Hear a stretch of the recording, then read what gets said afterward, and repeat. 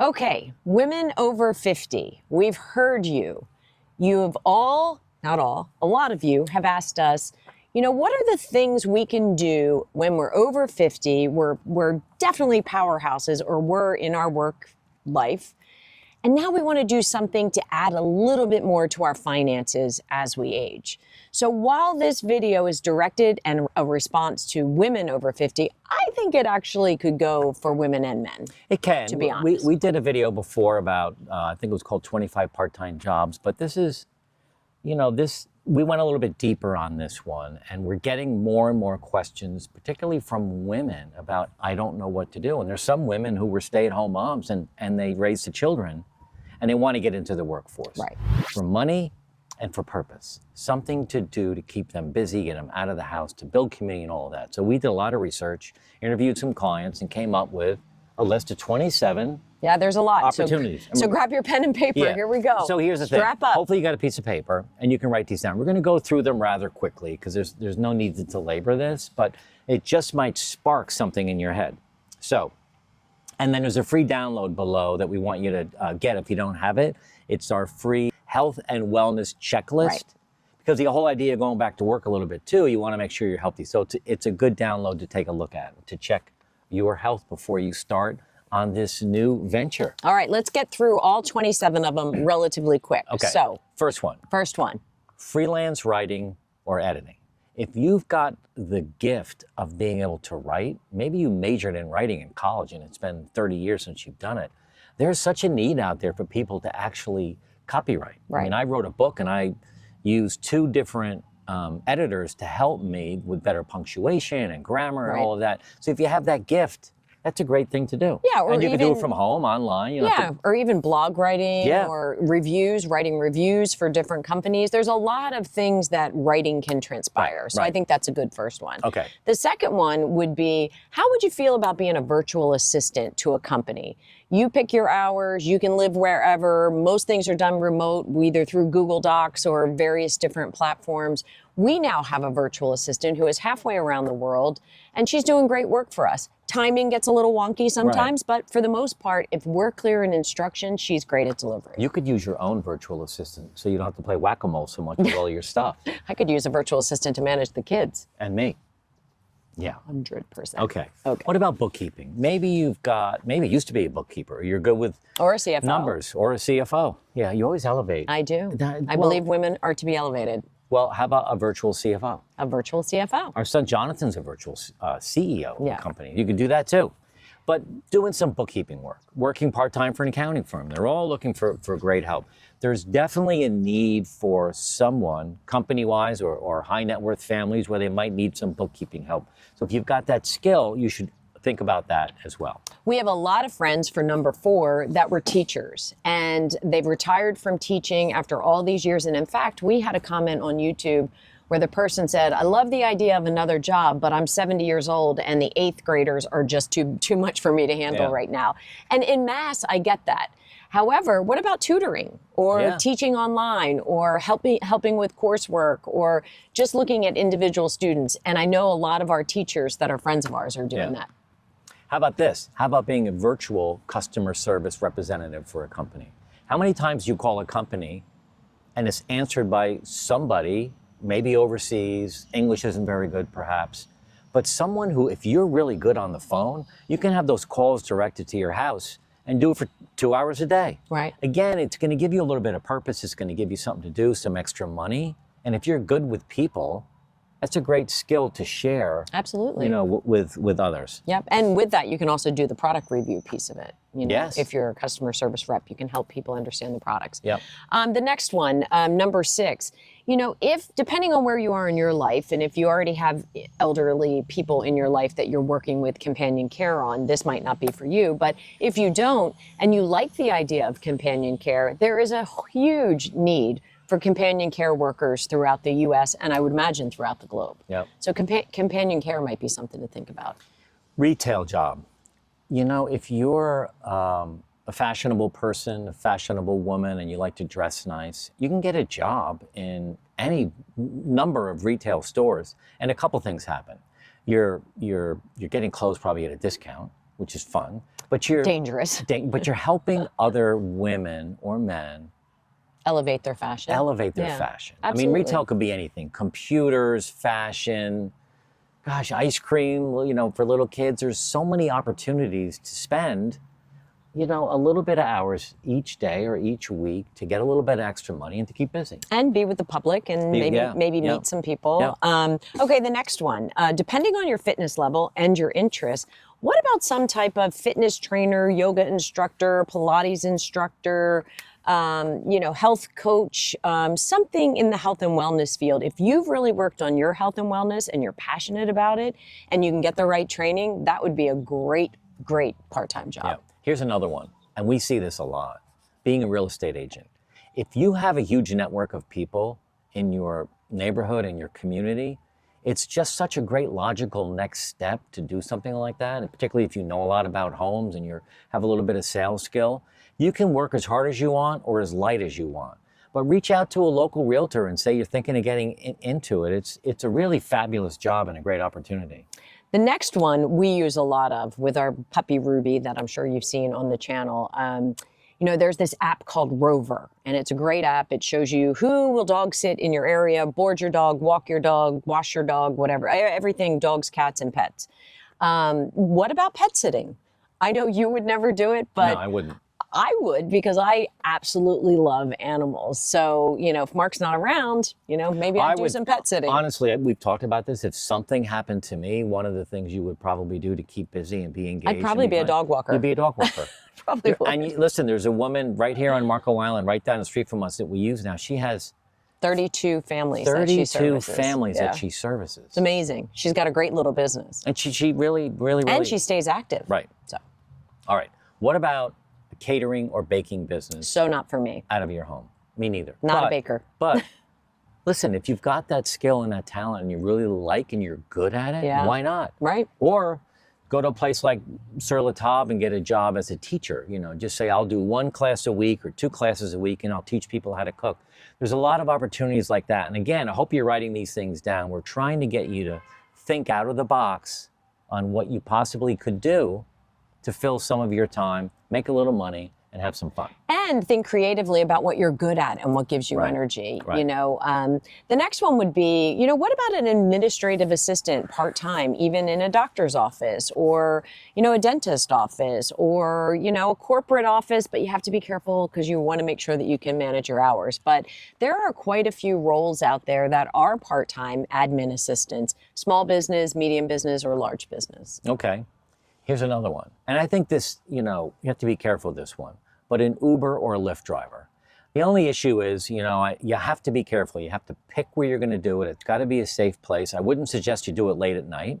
I think if you want to be an Uber driver, particularly in the morning during rush hour, taking people to work, I think that'd be fantastic. See, I always thought my pop would be a great Uber driver. He'd be amazing. Because he tells stories and he knows all the back roads in Philadelphia. Right. He knows the shortcuts. Pop would be great at that. Yeah. But it's, something to think about. You've already got a car. Right. So why don't you, again, if you like driving and you like people, it's a good thing to do to get out of the house. Now, the next one, if you have design skills in any way, shape, or form, there is a lot of freelance graphic design jobs that are out there where you can pick and choose what you do, what medium you use, and use your creativity in a way to earn some money. Okay.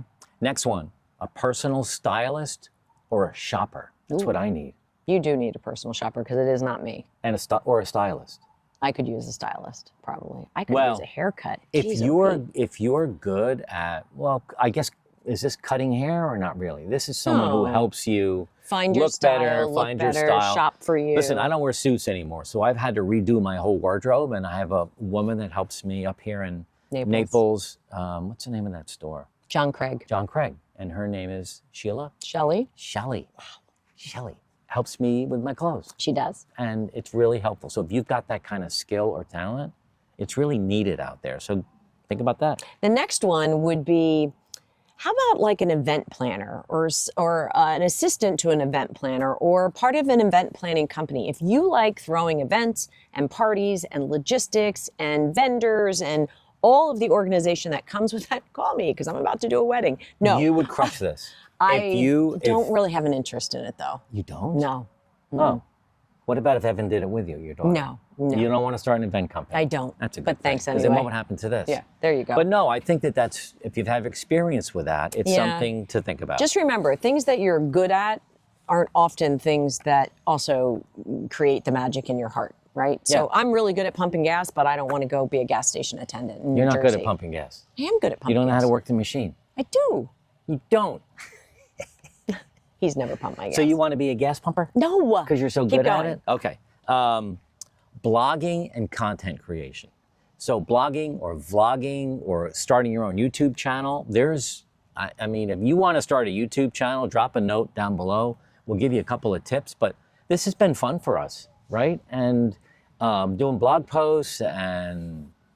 We used to do blogs and then we stopped. I can't remember why we stopped, Yeah. but I used to do the blogs and then we stopped doing blogs. I'll have to think about that. I can't remember what it was, whether they just weren't getting traction or YouTube needed more attention. Now, the next one that came up on the list is housekeeping. And I want to be clear, we're not suggesting you go clean people's houses, right? I think that there's a huge need for someone who's really good at cleaning to start a business and coach some other people. What do you think? I mean, we have a housekeeper in Connecticut who we love. I mean, like family, love, love, love. And she could really teach, and she's actually taught us quite a bit about cleaning and taking care of things, old wood or, baseboards or windowsills or whatever it might be. So I can see that. I don't know. I think when you get to be our age, I don't know if starting a house cleaning business would be for me, but maybe it would be for you, for sure. Okay. Okay, the next one.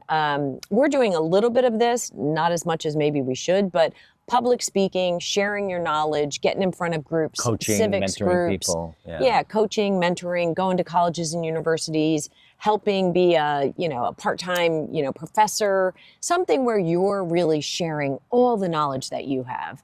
And a lot of us have, 35, 40 years of good knowledge that we're storing. Yeah.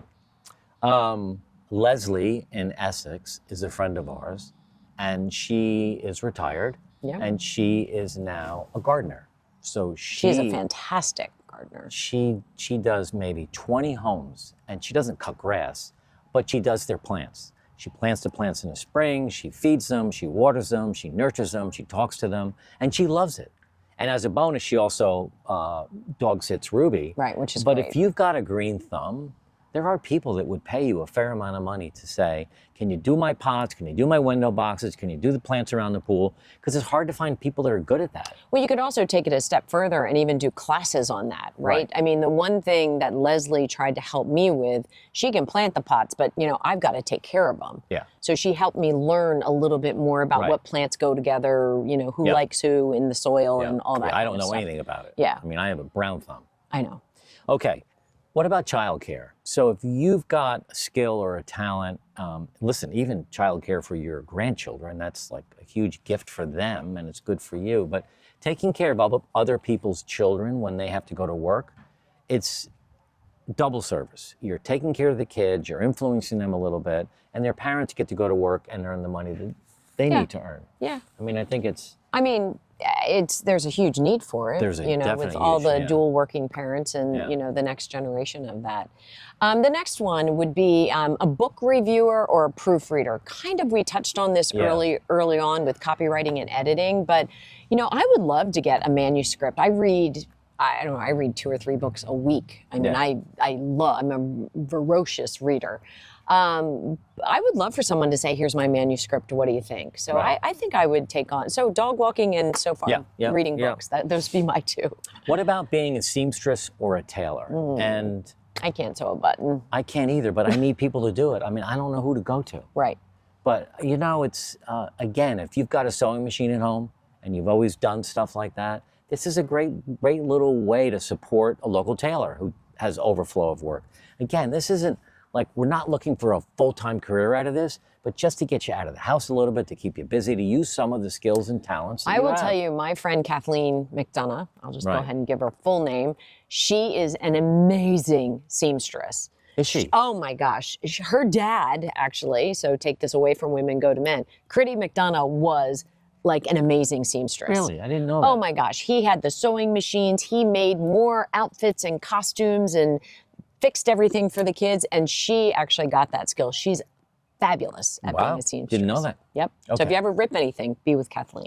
We're seeing a lot of the next category with a lot of women actually being a health coach. And they set a website up, they might have a YouTube channel, but they really start to repair their own body and they learn a lot of things and then they share what they've learned with other people. And they coach them and they have membership programs. Again, you can do all this from home, but like even us, we're right now looking for a nutritionist. You know, we've had one in the past, we don't really have one now. And I think it's just really a much needed thing in America for sure to help battle obesity, but someone who's going to help you with nutrition and health and seeing your doctor and all of that. Absolutely. Some people are really good at that. The next one, we've just met two women, they happen to be sisters, that are in the social media management space. Who's that? And they're helping us, Anna and Z. Oh, yeah. They're helping us with social media and posting and timing and, you know, cultivating and curating, you know, Canva and things for your book. Right. And different things like that. Clipping videos out of YouTube for us. Yeah. And they're doing it, you know, on the side, not as a full-time job because they both have full-time careers elsewhere. Yeah. So that's an interesting one. I don't know enough to be good at that, but I'm interested. Right. Okay. You said social media. Yep. What about a massage therapist? I could use one. So could I. You know, I think that's a great opportunity for a side business where you just put up something on Facebook and massage therapists. Again, you got to be careful where you go. But if you start with friends and family, I think that's if you're good at it and you like it. If you like it, yeah. If you like anatomy and the human body and muscles and connectivity and you kind of have a passion for understanding that. I do on the sports medicine side. After being an athlete in college, I kind of get the human body. Yeah. And I have strong hands. I mean, I don't know. Maybe that's one I could do. Well, You want to be my first client? yes. Wait, are you dead serious? I think I could be good at that. I might be too strong for you. I don't know if you'd like it that deep. Well, let's try and see. Okay. I'll let you know. All right, the last one, number 27. And I have a bonus one I just thought of. Oh, you did? Yep. Okay. Yep. Number 27 on our list was a translator or a language tutor. If a second language comes natural to you, there is a wealth of individuals out there that are looking, striving, looking to learn. There's a lot of online resources to help people with second language. And only knowing one language these days isn't kind of in vogue. Right. Most people at least have two. Here's the bonus one I just thought of. And this requires perhaps you going back to school a little bit or taking some online courses.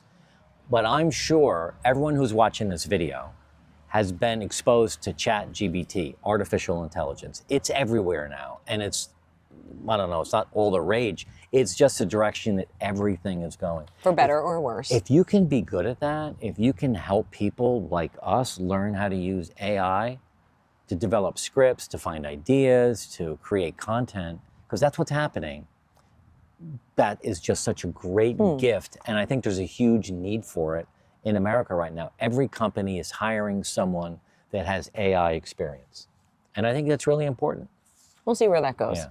Hope you enjoyed this video. Hope you enjoyed that it's outside. This next video, the 1-year retirement checklist, if you're thinking of retiring, this is a good next video to watch because it's going to tee you up a little bit when you have 12 months to go before you retire to start thinking about what you can do next. So watch this video next.